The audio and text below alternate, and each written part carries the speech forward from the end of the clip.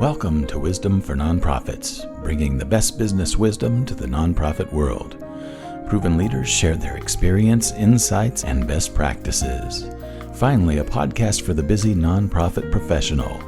And now, your trusted advisor, Betina Pflug.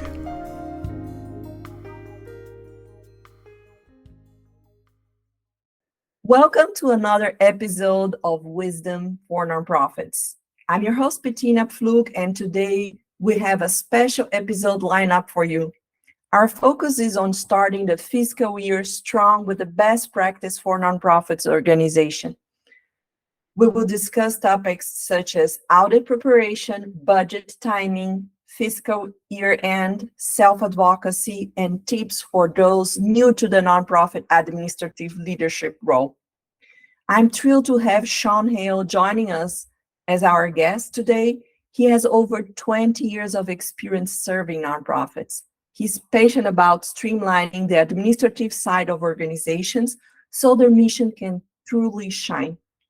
Throughout his career, our guest has made significant improvements that have led to reduced waste, new revenue generation, increased staff productivity and morale, enhanced financial transparency, and minimize risk in several nonprofits. He has also guided boards and management through complex situations, leaving organizations stronger and prepared for their next stage of growth.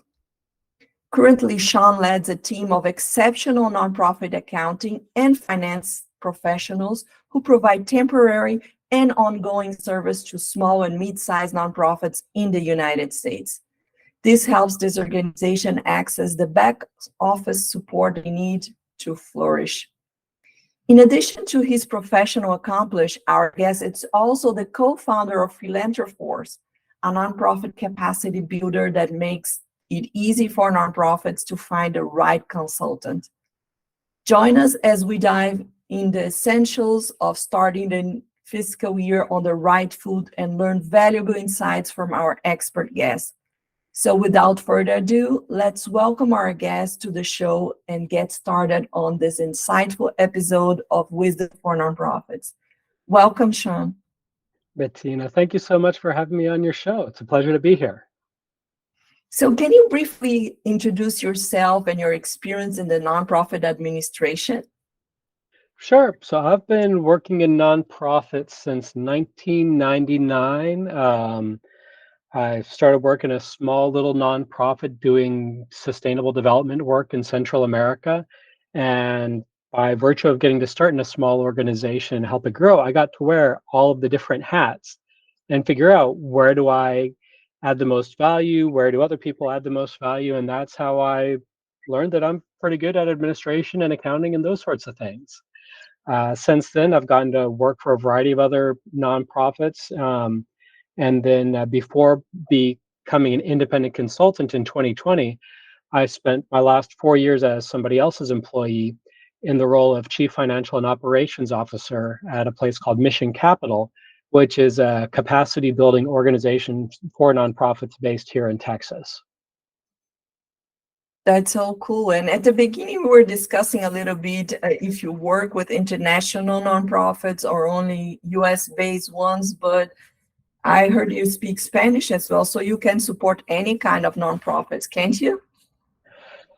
Well, if you put something out there like that, I'm sure somebody would find one that I could not support. But yeah, we can do Spanish. We can do Kikuyu, which is one of the languages spoken in Kenya, in East Africa, and plenty of English speakers on the team. And and I really enjoy international development work. That's where you can have a lot of impact, right? For example, the work that we used to do in El Salvador, we could, a lot of it was in rural areas, so a lot of it was agriculture related.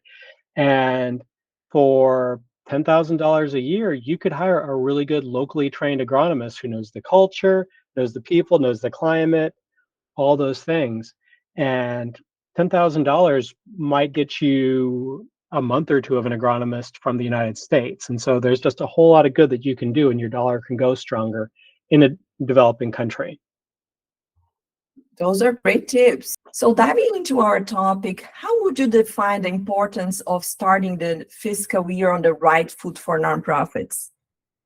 That's a great question. And it is really important for nonprofits to start the fiscal year on the right foot to make sure that their back office functions are strong. Because if you don't start the year strong, the back office is going to be stressed out and trying to catch up all year long, and bad things happen. And I say that because the end of the fiscal year, the last month of the fiscal year, and the first month of the fiscal year, especially if your fiscal year is your calendar year, can be some of the most difficult times of year for your administrative staff, right? People disappear for the holidays at the end of December.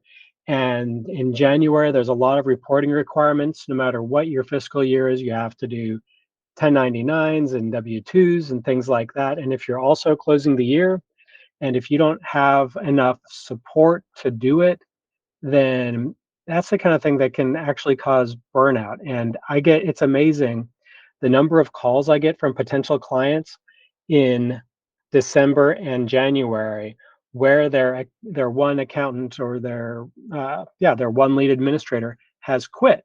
And it's a lot of it's because that person just cannot, they've gotten so ground down, so worn out, and they're looking at doing yet another fiscal year end, fiscal year beginning without enough support to actually do the job well, and they give up.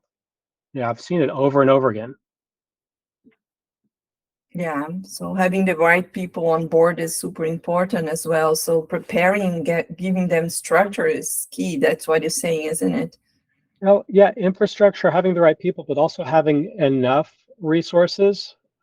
Many nonprofits do not have enough staff to really do their back office functions well, and that they can hobble along on that for a long time, but then that's the kind of system that can break very suddenly for them and have really bad ripple effects.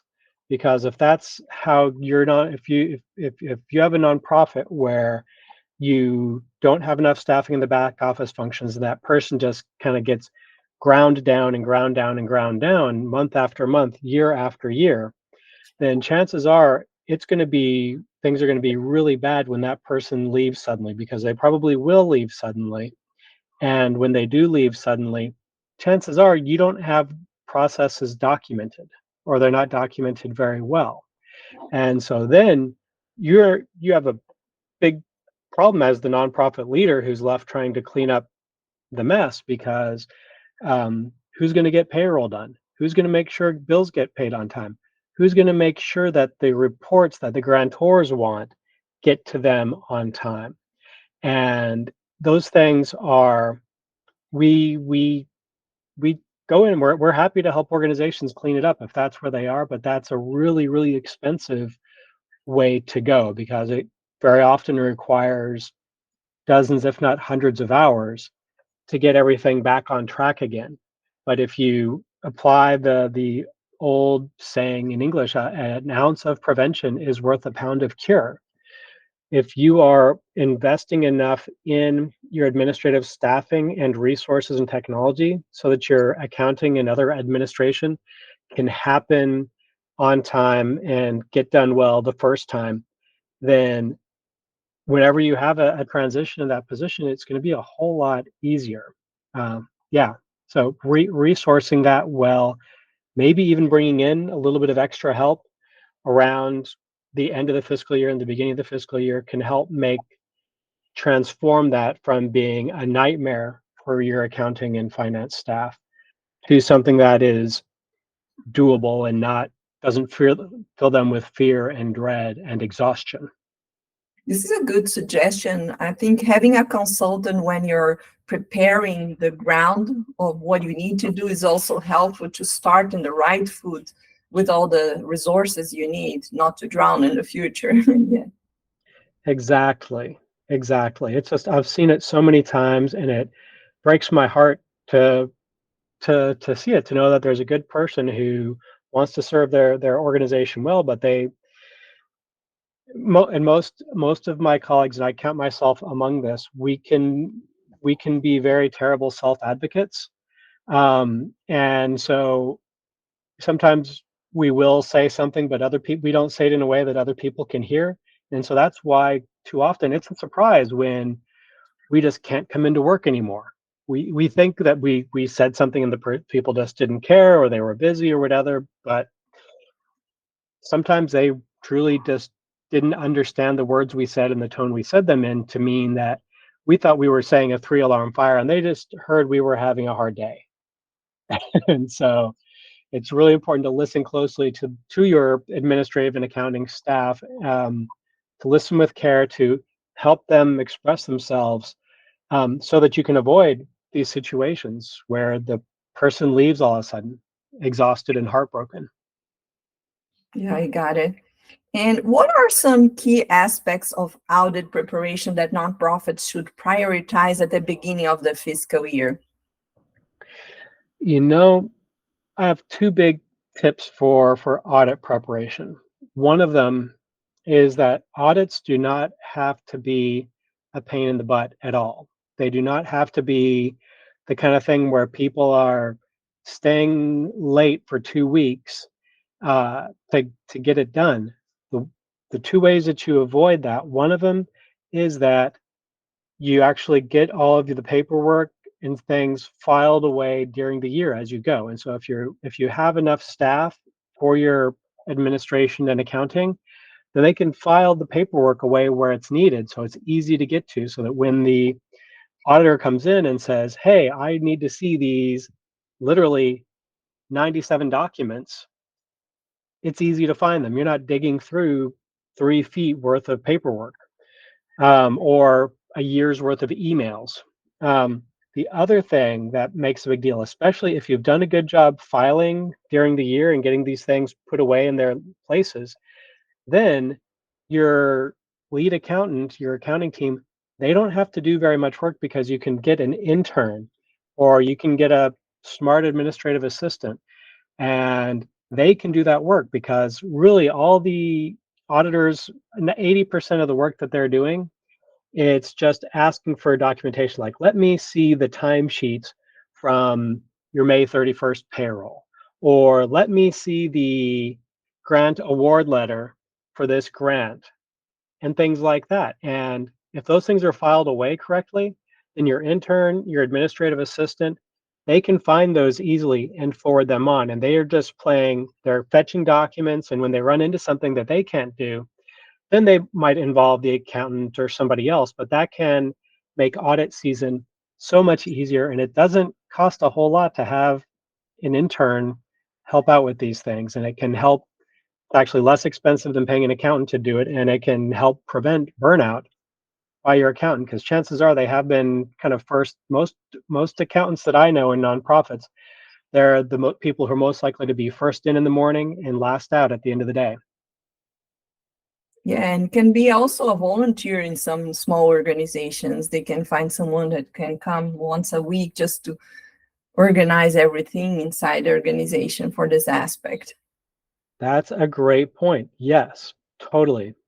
And especially, yeah, that would be totally normal, and especially a smaller nonprofit, have a volunteer helping out with that. Great idea. And how can nonprofits ensure that their budget timing aligns with their goals and priorities for the upcoming fiscal year? That's a tricky. I see a lot of organizations get tripped up on that, and some of them get tripped up because, well, we can't say how next year is going to be until we finish this year, and so they wait to do their budget until they've closed the last year, but then they don't get a budget approved until they're 3 months into the new fiscal year. And I would propose that that's not the best way to do it. The best way to go about that is to, uh, potentially begin your budget process anywhere from 3 to 6 months before the end of your fiscal year. And yeah, you don't know how you're going to end this year, but you should be able to do a pretty good, good faith projection on how you're going to end the rest of this year, and you have last year's data, so that can inform the budget process, and so that you are getting the board to vote on the budget roughly a month, maybe 6 weeks before the end of the fiscal year, so that you can begin the new fiscal year with the budget in place. Yeah, does that make sense? Yeah, for sure. It's important to prepare in advance and then just retouch when it's timing at the beginning of the year. You can do some little adjustments if it's necessary. Yeah, exactly. Because if you find out that, you know, and stronger nonprofits, your kind of nonprofits with budgets of 2, 3, 4, 5 million and above, they're also going to frequently do projections. And in addition to managing to the budget, they can also do projections. So because you're getting new information all the time, right? A budget is an official document that was approved by the board on whatever date, and that you can't change it without a board vote. But you can have an ongoing conversation with your board, and if you're going to be off by 2, 3, 4, 5% by the end of the year, most boards aren't going to lose a whole lot of sleep about that, as long as the organization is generally in good shape financially and doing its due diligence. And they're not going to freak out, but they still are going to want to know, and management is going to want to know, okay, well, what are our variances? How are we going to end the year that's different from the way we budgeted? Is revenue going to be higher? Are expenses going to be higher? Which expenses, which revenue? So that you can plan appropriately, right? So that there aren't any surprises. You don't want to not do that and then all of a sudden run out of money because one or two big grants came in later than expected, and you'd planned for them to land in December, and they're going to come in January or February. That's part of the planning, part of why you do a budget also, so you can have a sense of when are things going to come in. But then you continue to ideally do a projection, see is reality lining up with the budget, and if it isn't, does that mean that we need to make any adjustments as we go? Yeah, that's always possible. And when should nonprofits begin preparing for the fiscal year end? What are some best practices for a smooth transition? Certainly, as you brought up earlier, the audit preparation is important. Making sure that ideally, you're going to have not just kind of all hands on deck, have all of your administrative staff available during that time period, during like December, January, right? So probably people not taking vacations, but also being prepared for, what happens if our lead administrator gets sick or has a family member get very ill or something like that. And so having good documentation of key practices is really important, so that you can have somebody else fill in and take care of payroll and do a competent job at it. Maybe not a perfect job, but a competent job. People get paid, and make sure that those other key processes happen. Too many small nonprofits, especially, they don't even have documented what needs to happen in December and what needs to happen in January. And so then, somebody leaves all of a sudden, or they're sick, and they don't know what to do, or they're calling up their accountant who's just gave birth 6 hours before, but well, we have to run payroll and nobody knows how to do it except for her. And you want to avoid those situations, Yeah, right? So good yeah. documentation of all of your processes definitely goes a long way. Another way that you can be prepared for the end of the year is, and this is another thing that you can have a volunteer or intern administrative assistant do. You have to do the nonprofit has to issue a 1099 to every contractor who they do business with for $600 a year or more, at least in the US. And so sometimes we forget to collect the necessary paperwork for us to do that reporting. And a key part of that necessary paperwork is called the W-9. It's kind of like the W-4, but the W-9 is for a business. And you're collecting that throughout the year. But if you haven't done that, even if you think you have, it's a good thing in mid-November to have that intern, that volunteer, double check, do we have all the paperwork that we need for all of our people who have to send 1099s to?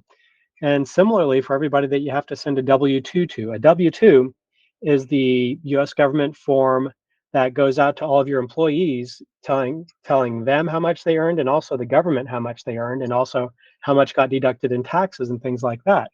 And it's a great thing, again, in like mid-November or early December, to reach out to all of your staff and just confirm, hey, this is the paper, the physical address that we have on file for you. Please let us know by December 31st if it's not accurate, because that's where your W-2 is going to get mailed unless we hear from you otherwise. Yeah, those are great tips. And can you explain the concept of self-advocacy in the context of nonprofit administration, and why it's so important for administrators to speak up? Thank you for asking that. That's it's a really important question. So self-advocacy, it's really important for anybody to advocate for themselves when they are in pain, when they are in trouble. Right? That's a general rule for, I think, all human beings. I draw special attention to that. I've written a blog about it, and I've been on a podcast or two about this topic.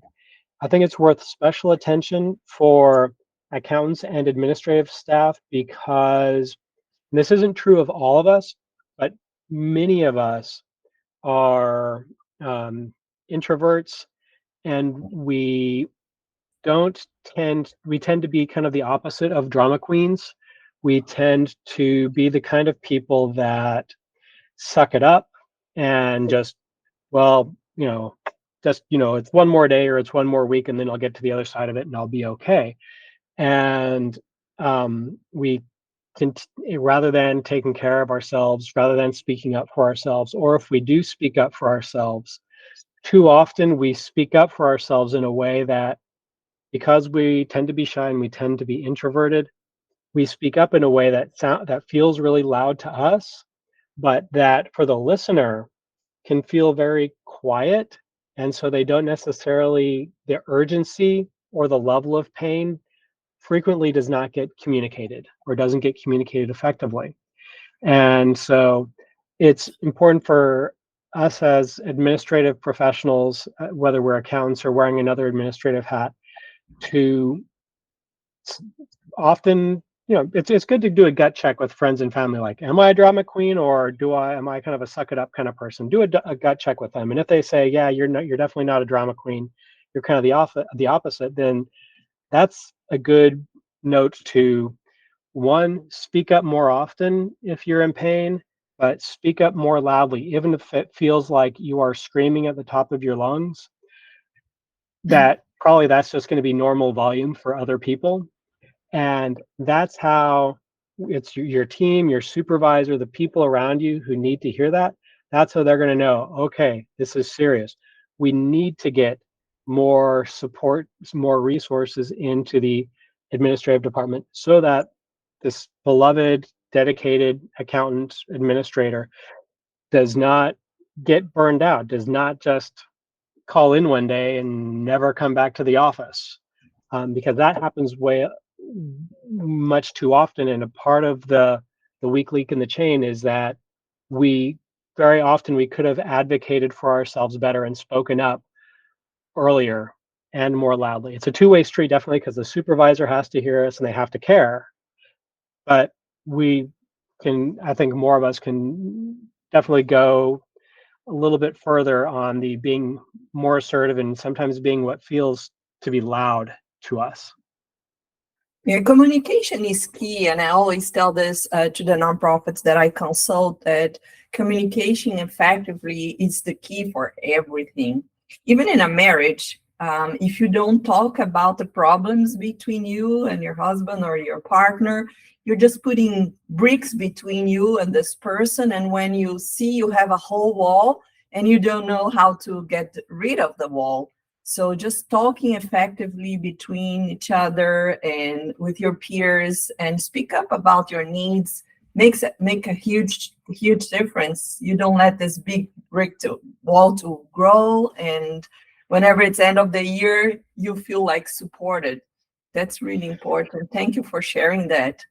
Yeah, yeah, no, that's a you make a really great point just on the importance of that good communication, and not the brick wall image is wonderful. And that's, it brings us to another reason why you want to make sure that communication is good, because if an employee, if a brick wall is getting built up between them and the organization, because they don't feel listened to, because they don't feel like they're getting the appropriate levels of support and care, that brick wall of resentment can lead to very bad places. That makes it much easier for that person to get tempted to commit fraud, right? Any person, any human being, we can all be tempted by something sooner or later, especially if we're having a bad day. But the chances are even higher if you feel like your employer has not been treating you well, has not been listening to you, caring about your well-being. And so it's a lot easier to start down that really bad path of, well, I'll just give myself I need $1,000, but I'll pay it back next week. And then 1,000 becomes 2,000, becomes 5,000, becomes $100,000. And those having a brick wall in the way of the relationship is one of the things that can cause that to happen, or make it easier for that to happen. Yeah, yeah, that's for sure. And for someone new to nonprofit administrative leadership role, what are some essential tips to start off strong? One of the best things that they can do would be to make sure that they have a good peer network.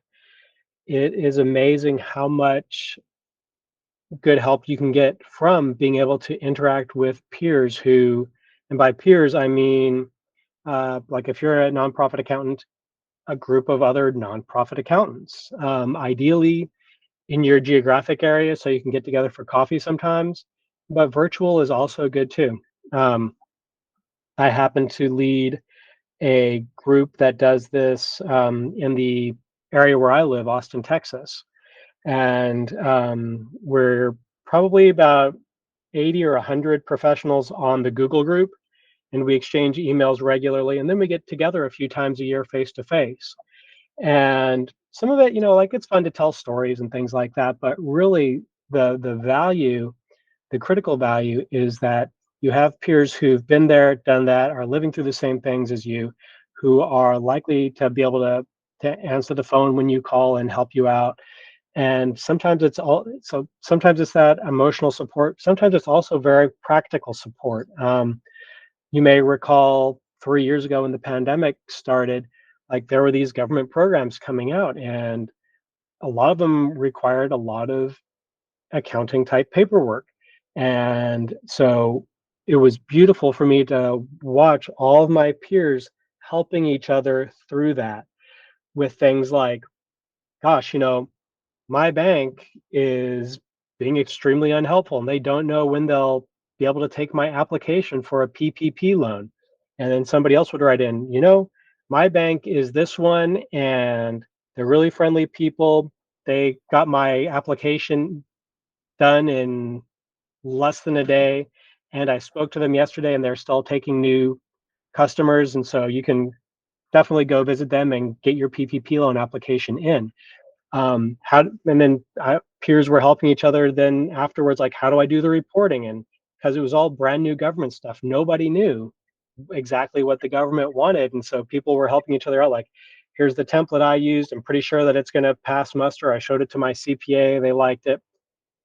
Bottom line, a peer network is extremely valuable for that concrete advice, for having people to bounce ideas off of, and especially if you're new to the nonprofit thing, there are going to be hundreds of things that are specific to nonprofits that you might not have ever run into before if you've had like an accounting career in a construction company or some other sort of business.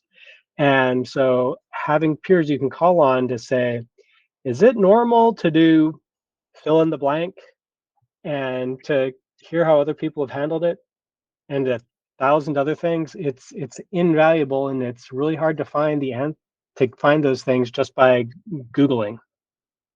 I totally agree with you. I used to be a facilitator for a local think tank. It's one of the peer-to-peer advisories organization in Colorado, and it was amazing. I saw everybody growing together just by sharing best practice among each other. Talking about sharing best practice, how can individuals from other departments within a nonprofit benefit from understanding financial and administrative aspects of the organization? If you share this knowledge internally, how this can benefit other departments? That's a fun question. I don't get that anything like that very often. So it it is important for folks in the organization to have a basic knowledge of the financial health, because in my experience, every single one of us, every single employee in the nonprofit, we are ambassadors for the organization.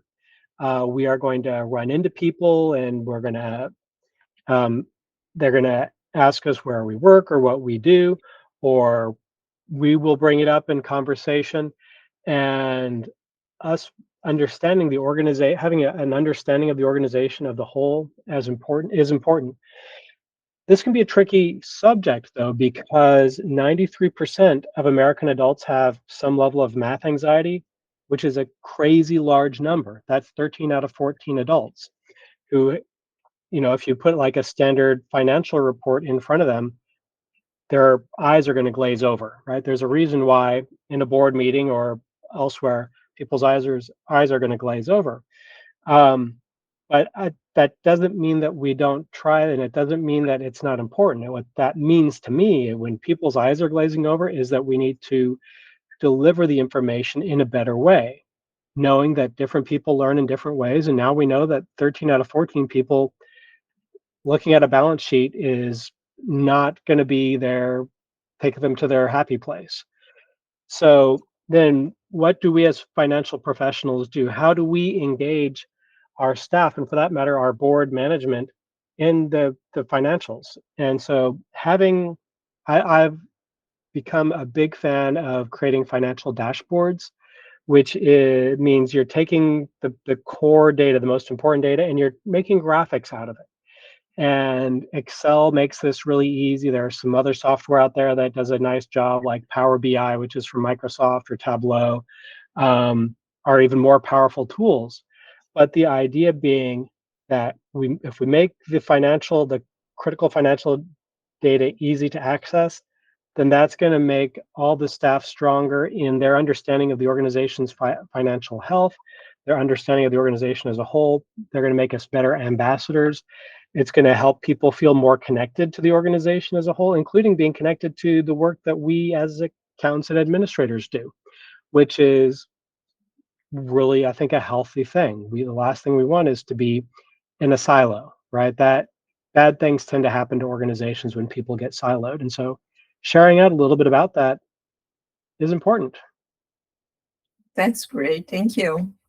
And can you share an example of a nonprofit that started the fiscal year strong and their impact they had in their mission and operations? Someone that you led doing this?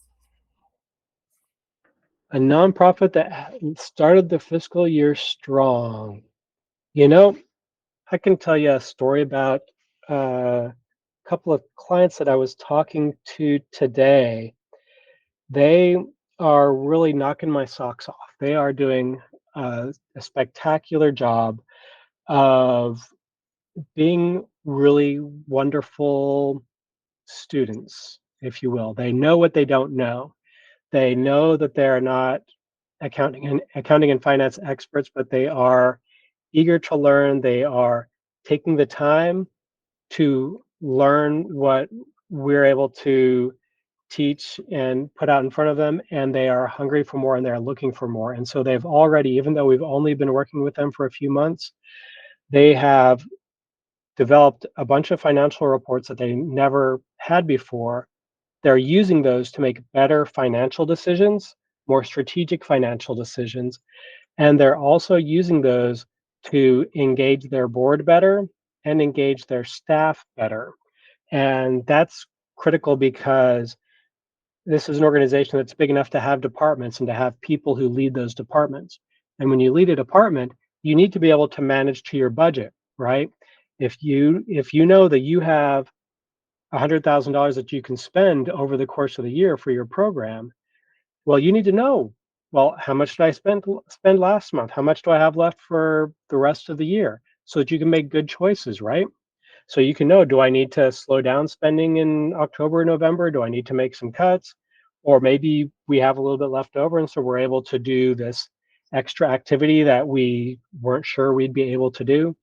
And so all those things can absolutely, what they're doing, it's absolutely making a difference in their organization, in their organization's health. And they're already starting to go beyond just the financial dashboards with the graphics and starting to do other indicators of their impact, which is really exciting, to put together a dashboard that their board's going to see and their staff's going to see every 3 months, every quarter, um, to see, wow, we were able to serve 532 patients this quarter, and whatever other metrics that they need to see their success as departments and their success as an organization. When you see that, when you know that, when you have that concrete data, that goes together with the anecdotes about the organization's impact. The anecdotes are good, right? The stories that we tell about this person or that person or this activity, but having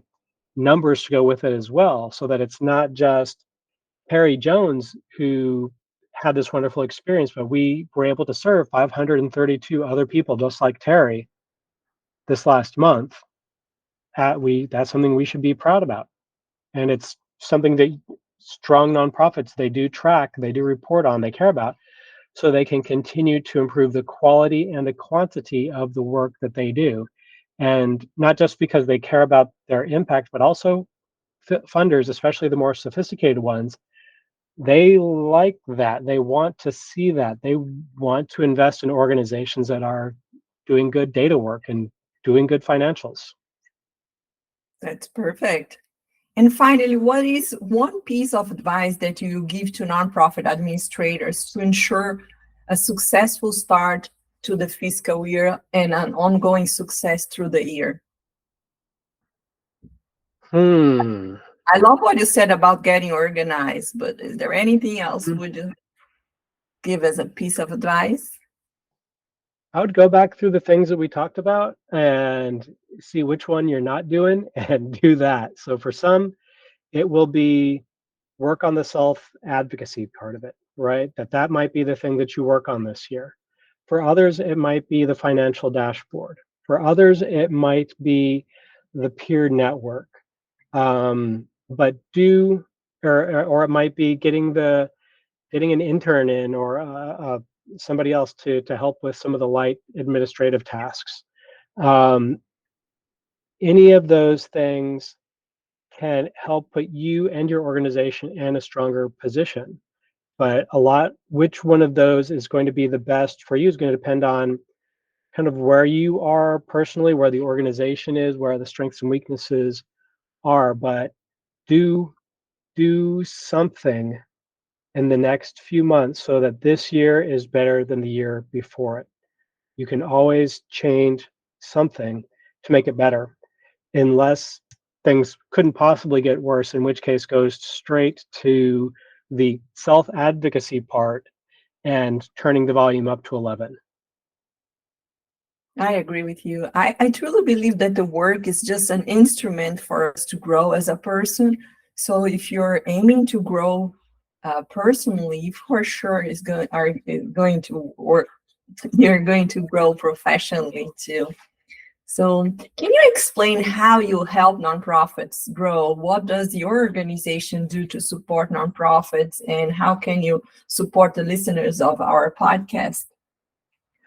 Yeah, thank you for asking that. So the team and I, and it's a bunch of great folks all over the world, we help nonprofits in a variety of ways. Almost probably about 85-90% of it is accounting or finance related, so tied to money. And so we will do things like interim accounting roles. So if a nonprofit has a vacancy, we can help fill in while they're hiring for that. We also do fractional CFO services, and a fractional CFO is something that a smaller, even some mid-sized nonprofits will get, where they don't need a full-time chief financial officer, but they really could benefit from 10 or 20 hours a month of somebody with that level of skill and professionalism to help make sure that they are looking at the right things in the financials, to be a strategic thought partner to the board and to the executive director and management staff, potentially to lead a strength, come in and kind of diagnose where the organization is and help it get stronger overall to build the accounting function. The organization I mentioned 5 minutes ago, where I'm just so proud of them. One of the things that they have fractional CFO services with us, and one of the things that our fractional CFO person is doing with them is mentoring their finance director, so that that finance director, little by little, is growing as a professional and is going to be able to take on more and more responsibilities as time goes by. We will also do administrative diagnostics, which is where we get in deep with you and the organization and find out, where are you strong, where are you weak, where do you have opportunities, where do you have threats in your administrative functions, so that you can make sure that you are building on a strong foundation, especially if you're an organization that might be experiencing some meaningful growth either now or in the near future.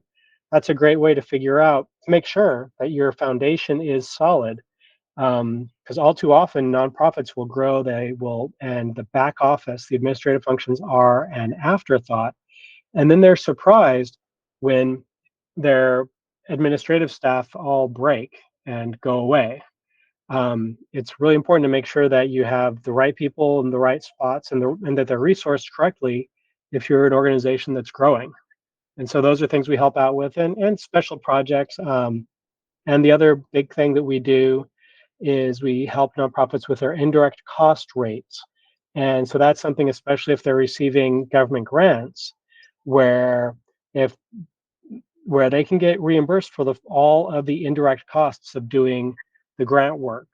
But you have to do a special application, fill out some forms, and do some special reporting. And so we help out with that part. So instead of, the government will always give you 10%, but there are organizations that get 20, 30, 40% or more reimbursed, because those are the true indirect costs of doing the programs.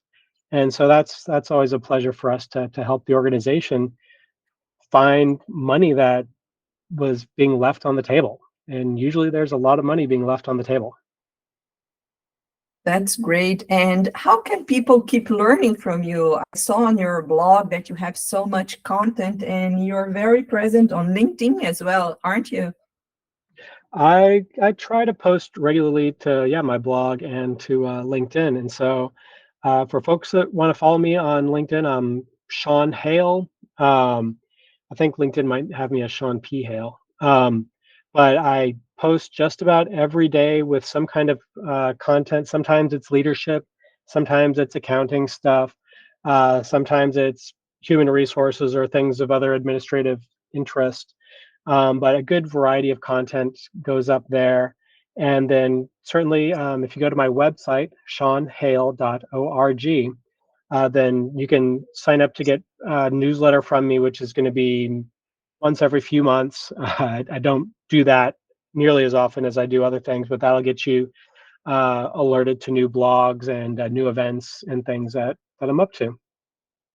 Perfect. I will put all those details on the description of this podcast. And can you also share some information on how the nonprofits can access this Philanthroforce bank of consultants and to find the ideal help they need? Thank you for asking about that. Yeah, so Philanthroforce is a project that a friend and I launched 2 years ago to make it easier for nonprofits to find the right consultant.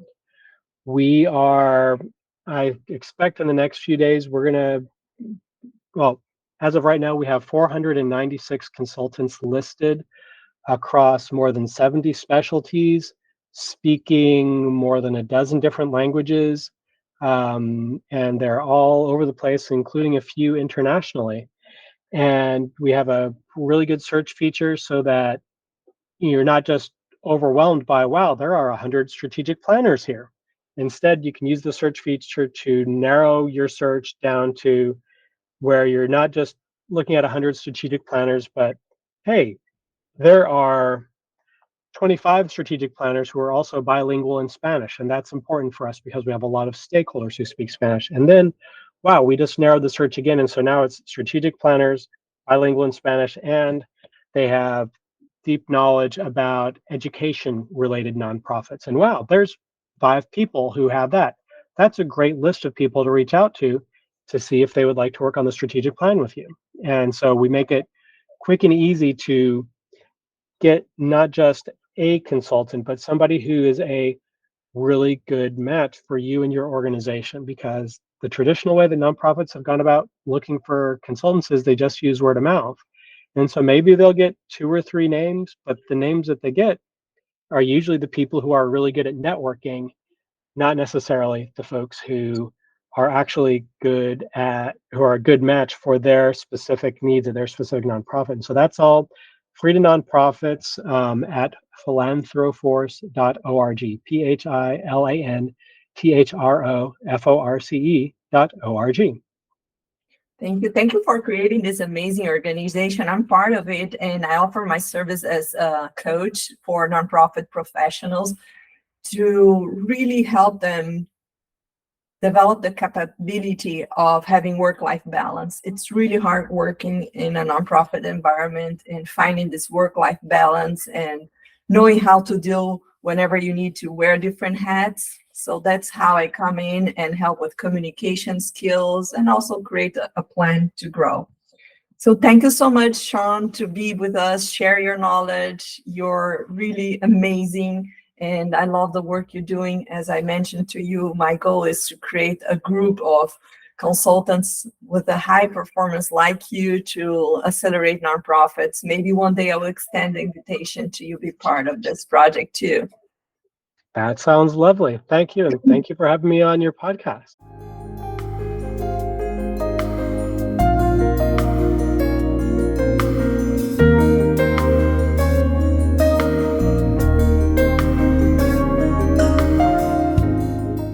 Thank you for listening to Wisdom for Nonprofits. To hear past and future episodes, please subscribe to the show on your favorite podcast channel. We appreciate your reviews and suggestions for future show topics. If you have a question or a suggestion, please write to us at podcast@wity.tech. More resources are available for you at our website, wity.tech. And please join us in the Wisdom for Nonprofits group on LinkedIn. Wisdom for Nonprofits is copyright 2019 by Betina Pflug and wity.tech. All rights reserved.